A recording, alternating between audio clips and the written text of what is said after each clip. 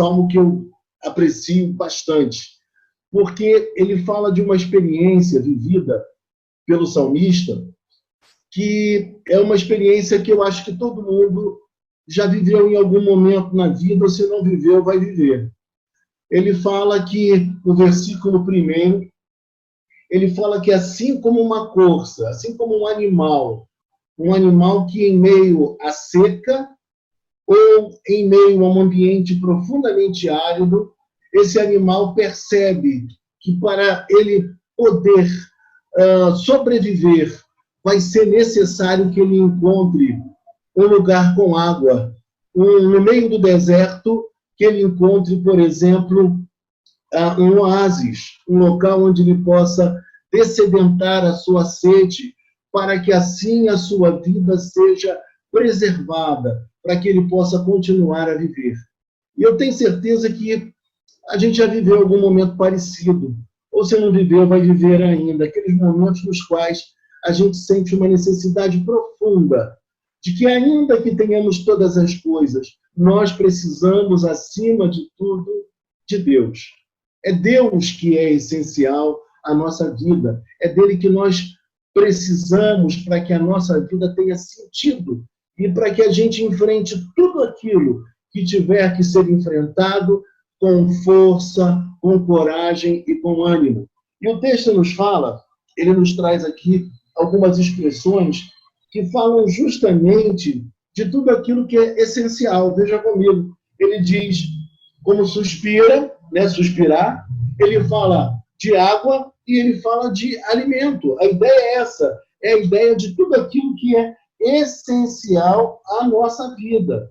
É o que ele precisava para que a sua sede pudesse ser dessedentada e ele pudesse continuar a viver. É disso que o Salmo vai tratar, sobre coisas essenciais à vida, aquilo que dá sentido à nossa existência.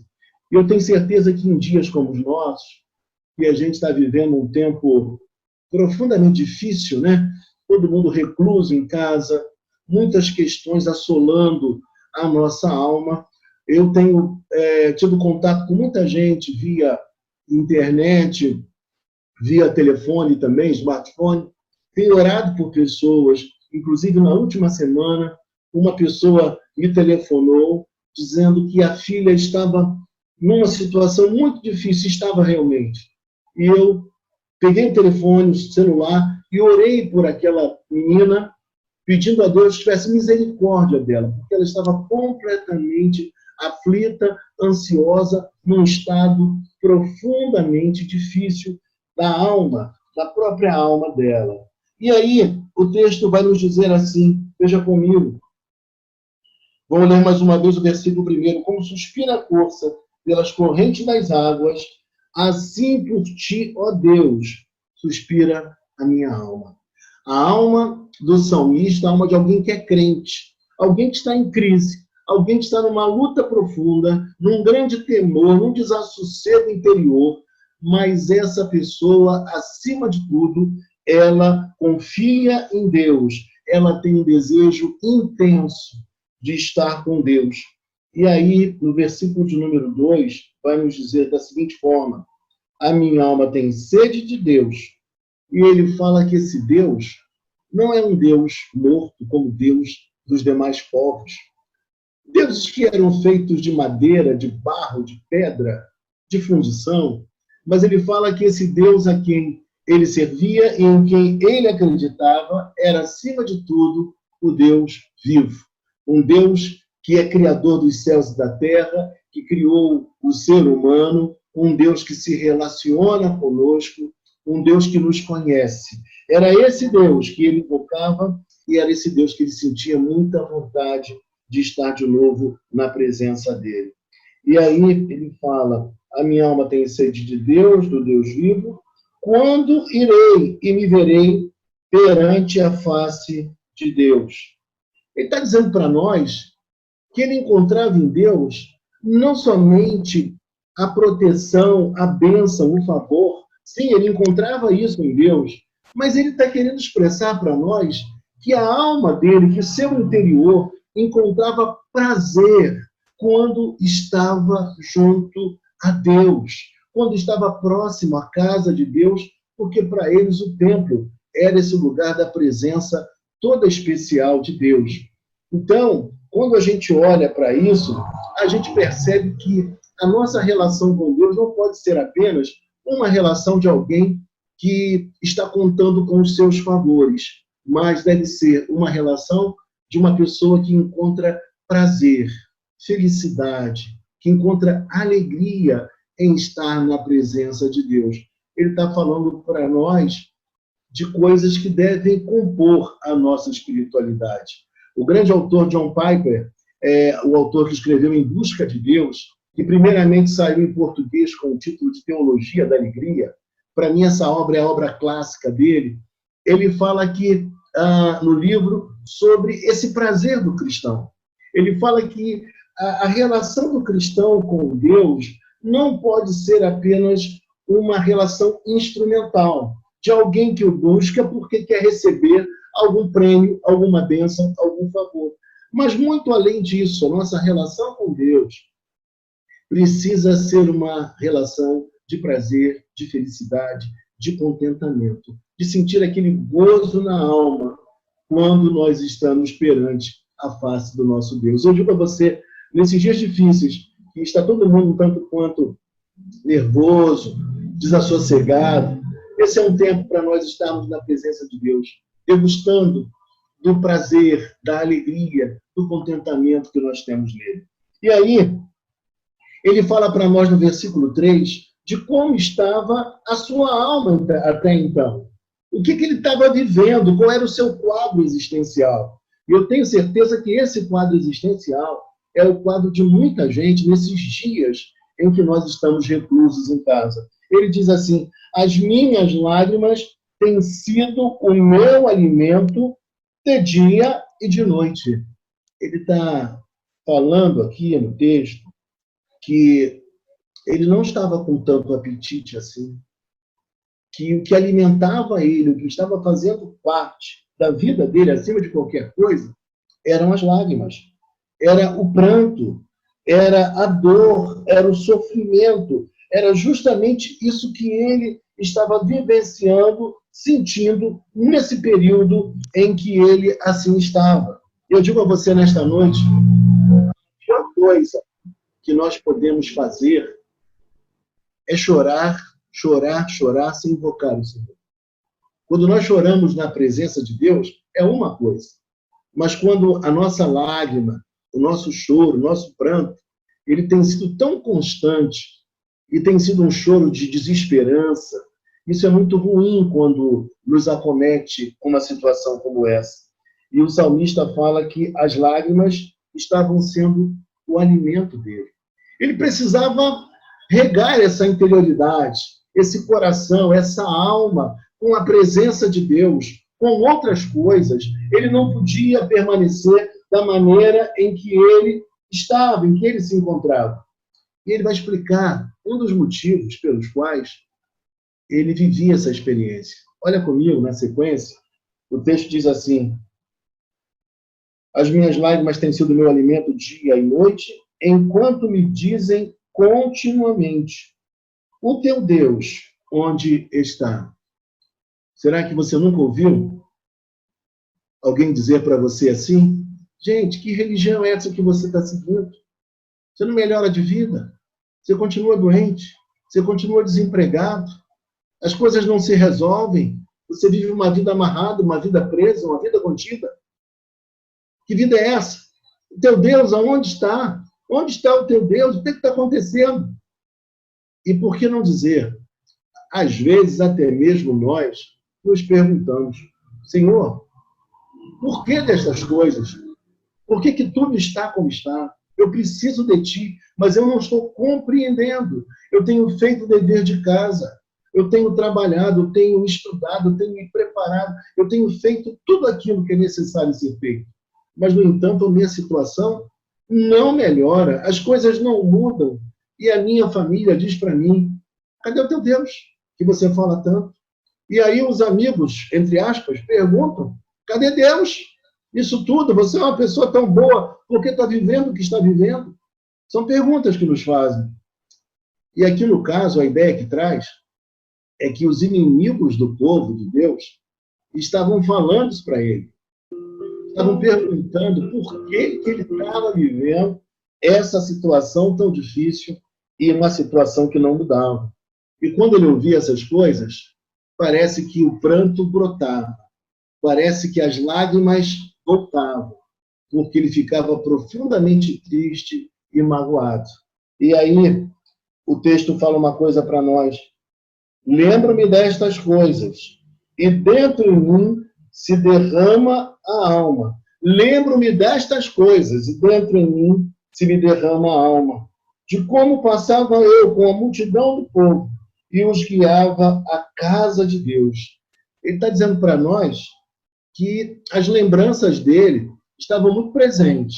E as lembranças, elas são muito positivas quando elas são lembranças que fazem com que a gente se encoraje para viver o presente.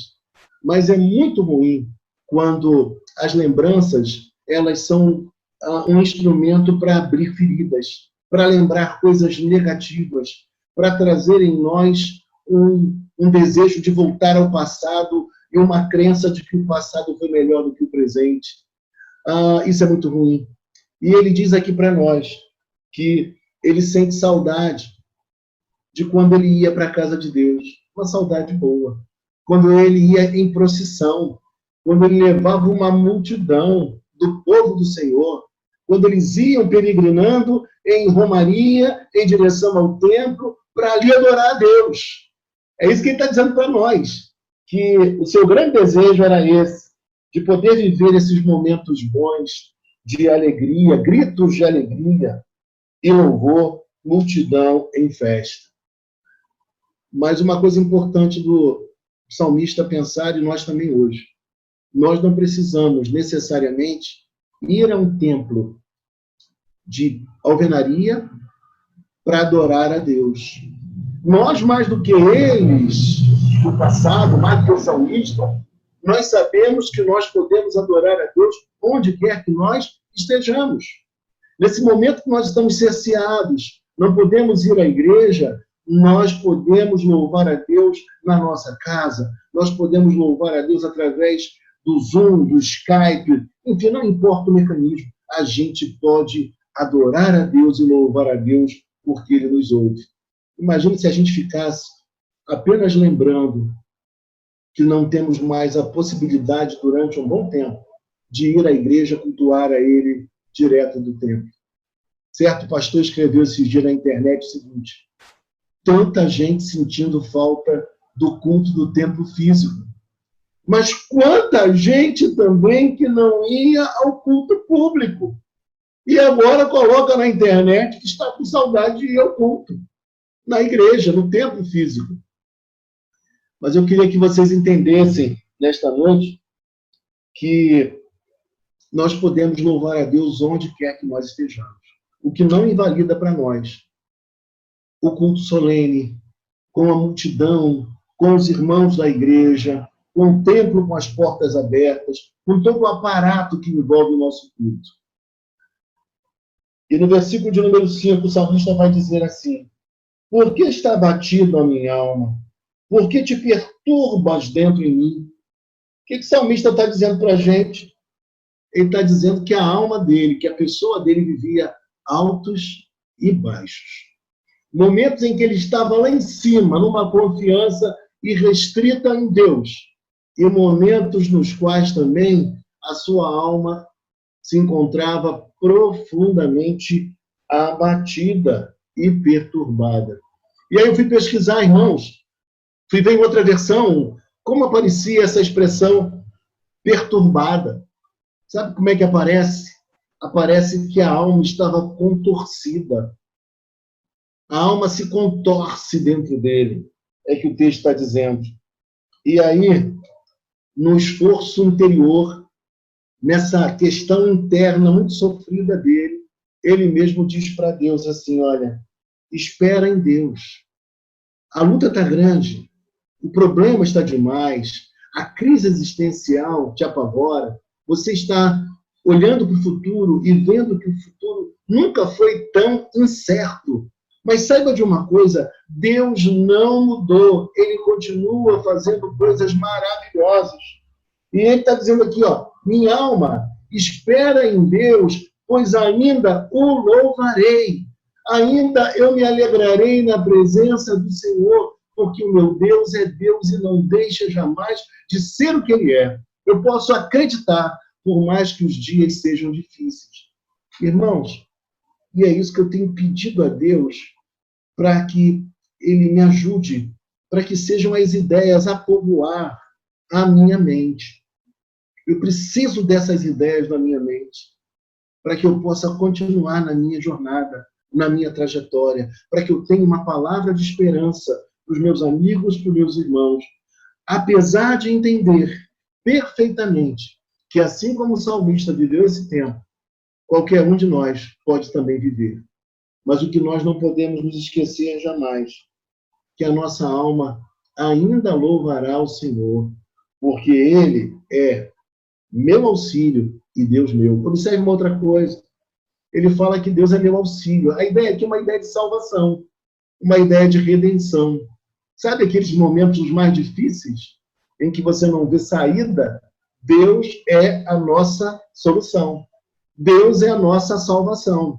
Quando nós pensamos nos pecados que nós já cometemos, quando nós pensamos que já nascemos em pecado, Deus é nossa salvação. E ele fala, meu auxílio, ou seja, minha salvação, e Deus meu. Ele fala que a relação dele é uma relação de intimidade. O Deus não é um Deus abstrato, o Deus não é um Deus de longe, mas o Deus a quem ele adora é um Deus de perto, é um Deus que ele se relaciona. E aí, mais uma vez, ele vai expressar a angústia da sua alma. Ele fala, sinto abatida dentro de mim a minha alma. Ele não conseguia negar o estado em que a sua alma se encontrava. Dia desse me ligou um irmão também, abrindo o coração comigo, um irmão muito espiritual, um irmão de Deus, assim como também o salmista, e ele me disse assim, pastor, eu estou sentindo uma coisa muito estranha no meu coração, uma coisa que eu não sou de sentir, uma coisa que não acontece comigo, mas está acontecendo comigo nesses dias. E aí nós conversamos um pouco, trocamos algumas ideias, e eu percebi que quando nós encerramos aquele tempo de conversa, ele estava bem melhor do que quando me ligou. Um homem crente, um homem de Deus. Mas ele também estava vivendo um momento de, talvez, de angústia, talvez de ansiedade. E aí, quando a gente se volta para o texto outra vez, o texto diz para nós, veja comigo no versículo número 6, sinto abatida dentro de mim a minha alma. Lembro-me de ti, lembro-me, portanto, de ti, nas terras do Jordão, e no Monte Hermon, e no outeiro de Mizar. Ele está dizendo aqui para nós que ele sentia, nessa relação dele com Deus, a mesma experiência de quando, lá no monte, no Monte Hermon, e naquela cordilheira, naquela cadeia de montanhas, quando na nascente de água, ela ia se avolumando também pelo gelo que ia degelando, e se formava uma inundação. Ele está dizendo que a experiência dele era essa experiência, como uma torrente de águas que se formava ali em cima, no Jordão, e ia descendo. E aí ele usa a expressão no outeiro de Mizar. Eu não sei se vocês sabem, mas o termo Mizar, eu fui pesquisar, e ele significa pequenez. Mizar significa pequenez. Outeiro de Mizar. Outeiro já é um monte pequeno, né? Outeiro de Mizar, pequeno. Era assim que ele se sentia diante daquela geografia, de tudo aquilo que vinha sobre a sua vida. Era como uma quantidade enorme de água, quase que o sufocando, quase que o levando, e ele como outeiro de Mizar, ele pequenino, em meio a toda aquela pressão, a toda aquela luta, aquele momento difícil para ele enfrentar. Talvez você nesta noite esteja assim. Talvez eu possa estar assim nesta noite. Mas uma coisa nós sabemos.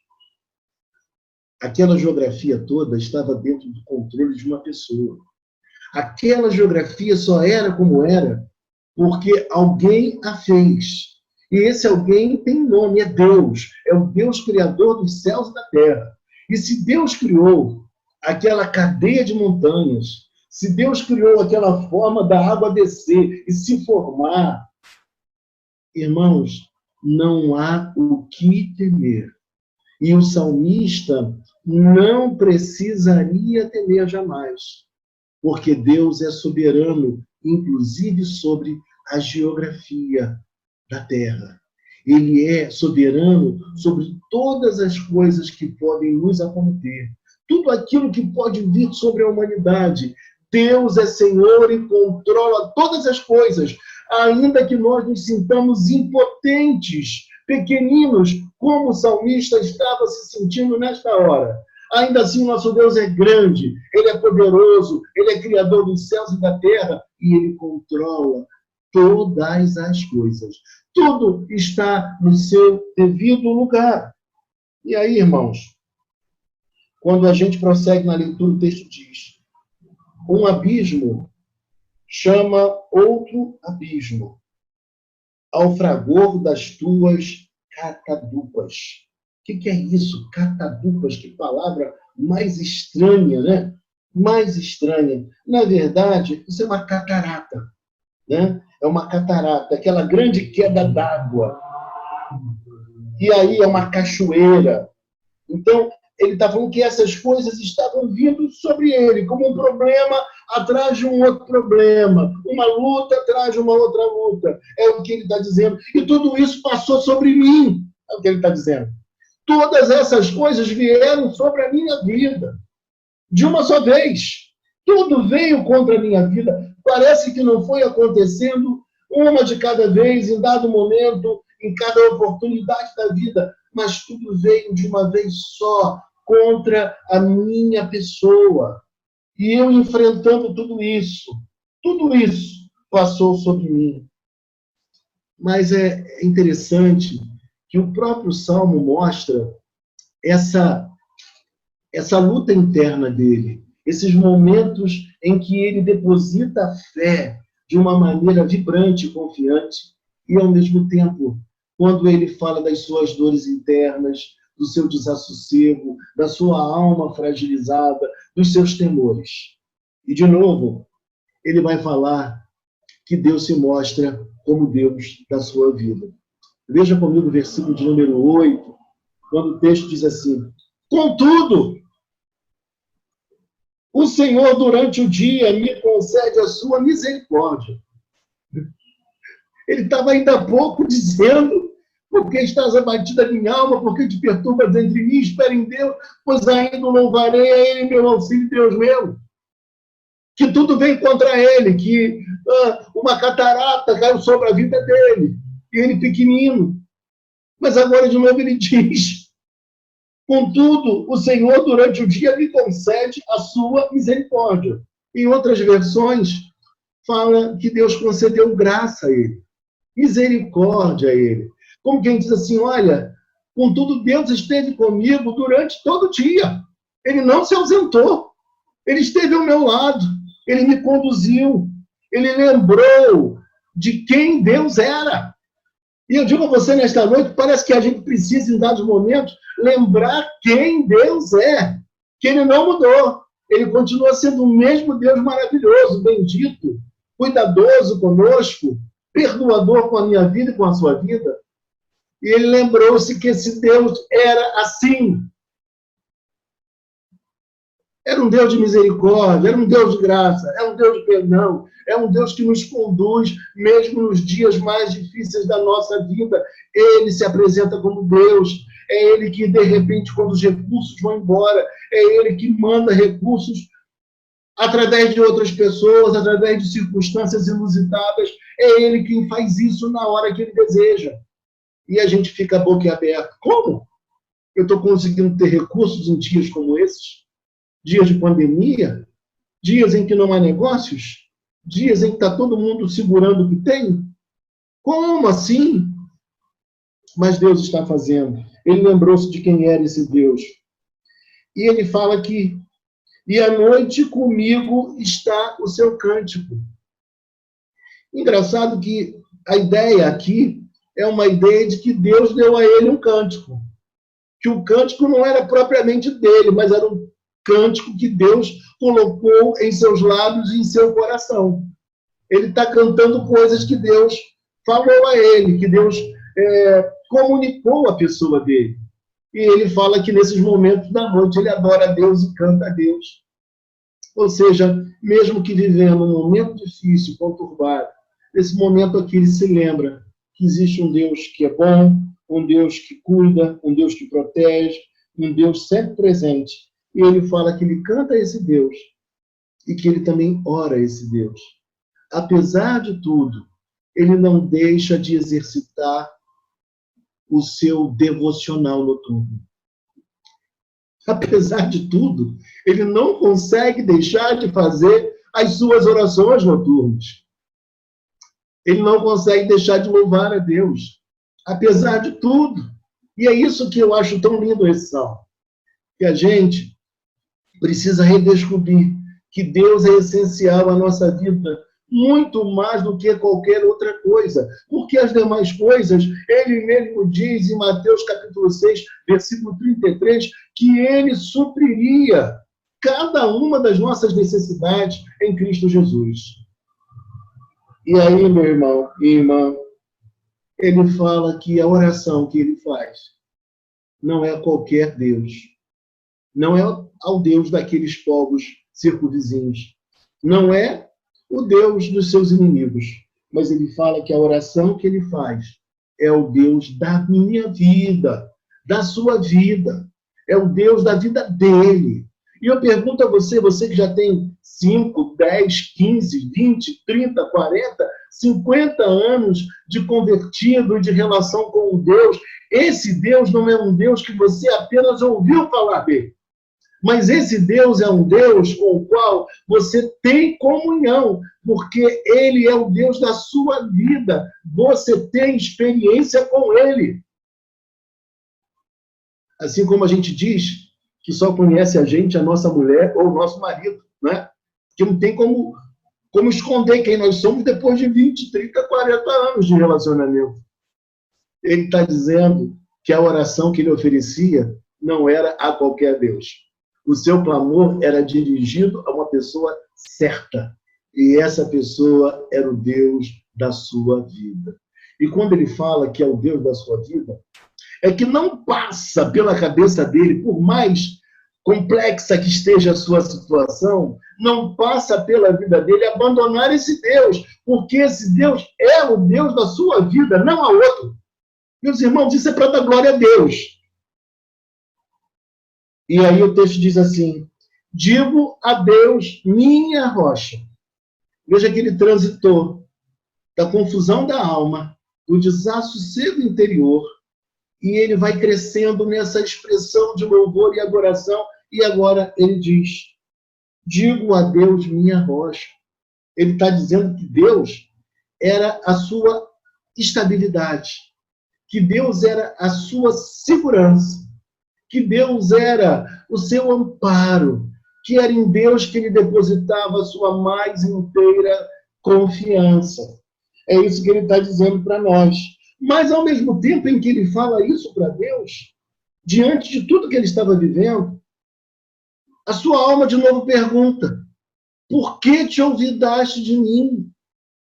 Porque essa é a sensação de todos aqueles que, mesmo sendo crentes, passam por adversidade. O que está acontecendo, Senhor?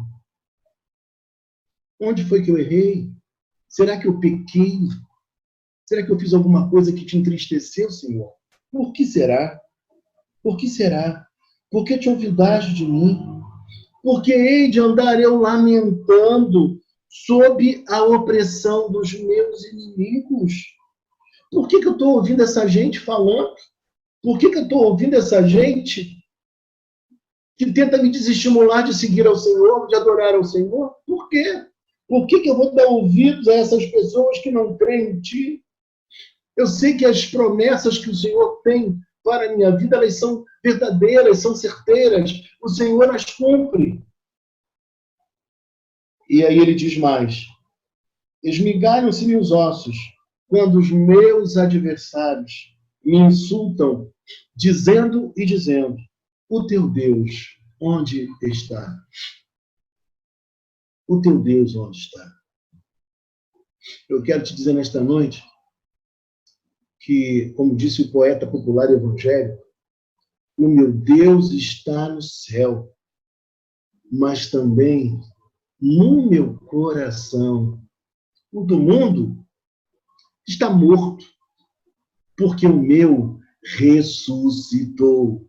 O meu Deus, ele ressuscitou. Ele sabia que o Deus dele estava com ele, apesar de tudo. E aí, mais uma vez, ele pergunta a si mesmo: por que estás abatido, a minha alma?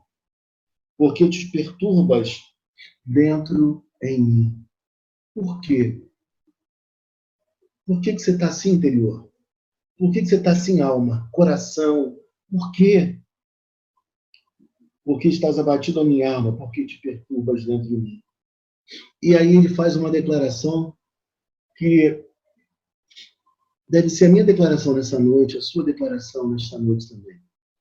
Ele diz assim: espera em Deus. Mas não aquela espera de alguém que está esperando porque pode ou não acontecer o que se espera. Mas espera como alguém que é crente. E esperança para quem é crente é certeza de fé. E aí ele diz: espera em Deus. Sabe por quê?